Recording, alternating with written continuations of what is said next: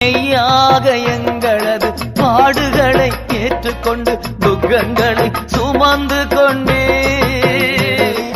மெய்யாக எங்களது பாடுகளை ஏற்றுக்கொண்டு துக்கங்களை சுமந்து கொண்டே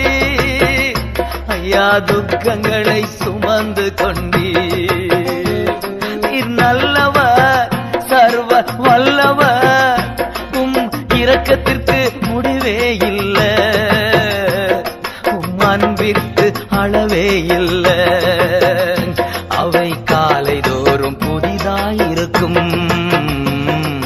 மனதுருகும் தெய்வமே ஏசையா மனதார துதிப்பேன் சோத்தரிப்பேன்